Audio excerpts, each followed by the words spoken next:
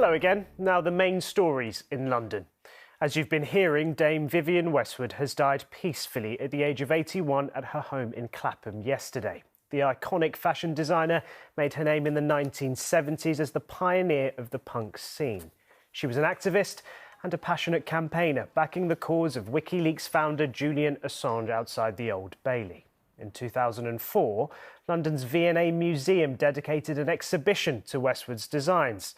Her husband said he will continue with Vivienne in his heart.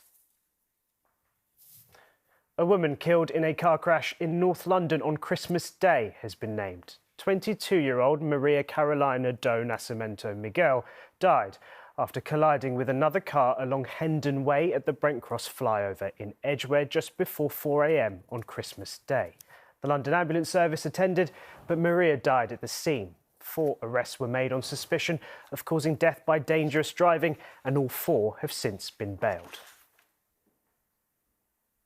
Commuters are being warned to only travel if necessary as rail strikes continue next week. People travelling after New Year face yet more disruption as walkers walk out in a row over pay and conditions. Thameslink have apologised to customers and say this is what we can expect.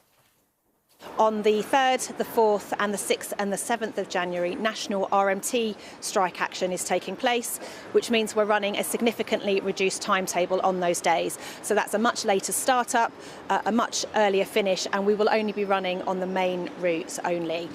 On the 5th of January, so Thursday, the 5th of January, there will be no trains at all across the Southern and the Thameslink network. Tens of thousands of people are expected to gather at the London Eye as the New Year firework display returns to the capital. Jeff Galvin has several restaurants around the Thames, all fully booked this New Year's Eve. After 2 years of COVID restrictions hindering business across the city, he's glad to be booked and busy. This year's been slightly easier. We've seen earlier bookings. Having said that, we kept our prices the same, having incurred a lot more sort of price increases, so that may have helped, but we noticed people were booking earlier. Maybe they needed a little relief from all the stresses out there and have something planned to look forward to. Time now to look at the weather. Here's Helen Plint. ITV London weekday weather is sponsored by Octopus Electric Vehicles. Car, charger and energy. Hello again, a very good afternoon to you.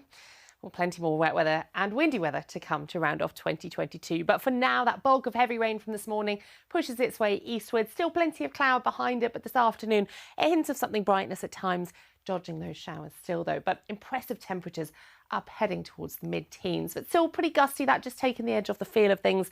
This evening then, relatively quiet, but yes, the second half of the night sees our next batch of heavy rain pushing through. By then, the temperatures already starting to raise again. Exceptionally mild for New Year's Eve out there, but wet weather coming and going. The heaviest bouts around lunchtime and later in the afternoon. Bye-bye.